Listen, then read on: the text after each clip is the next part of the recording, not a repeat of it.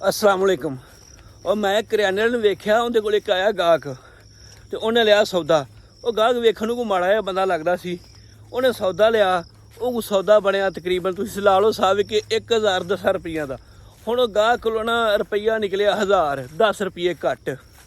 उन्हें करियाने वाले आख्या भाई सौदा दे दे। वो करियाने वाले ने आख्या भाई नहीं जी मैनू पैसे पूरे दे, मैनू 1010 रुपये दे, मैं नहीं देना।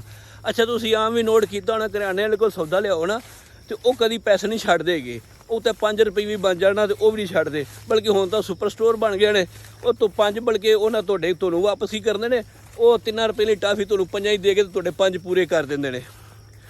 खैर जी वो उन्हें बहस शुरू करती गाहक ने। उन्हें कहा यार मेरे को पैसे नहीं है तो मैनू तू सौदा दे 10 रुपये जेडे घट ने कोई नहीं, खैर कर ला इन्ना सौदा लिया तेरे को।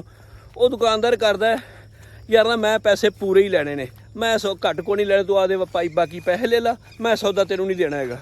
अच्छा वो कोई मिन्नत तरले करन लग पिया करदा यार ना मैं मेरे बच्चे घर भुखे बैठे ने, मैं तो मसा मैं 1000 रुपया कमा के लिया, मैं सौदा जाना है, सौदा जावांगा रोटी पक्केगी तो फिर बाल खाणगे तो तेरी मेहरबानी जेड़ा ना मैनू सौदा दे दे।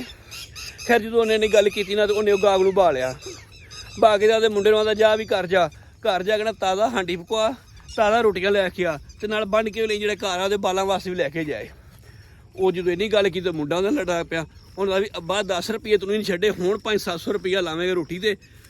वो जो ये जो इन्हें गल की ना तो वो जो दुकानदार सी वाले मुंडे नूं आंदा करा पुत्तर जदों व्यापार करिए ना, जदों किसी सौदेबाजी करिए उदों लड़ झड़ के सौदा करो, उदों किसी नूं भावें 10 रुपया ना छड्डो, लेकिन जदों मामला आ जाता ना रब दा, जो तुसीं रब वास्ते करना फिर ये नहीं वेखना कि 10 लगते हैं कि 100 लगता है, फिर लाओ। फिर जिहड़ा ना फिर बंदे तो रब दा मामला है, ठीक है। तो होना भी इंज ही चाहिए है कि जो तू व्यापार करो, व्यापार आते हैं कि जो तू सौदा लैना ना पुछ दस के लवो। वैसे भी आते सुनना तो पुछ दस के सौदा लैना, 1 तो 2 तो 4 तो तुम पुछो तुम चंगा लगे उत्थे तुसीं लवो।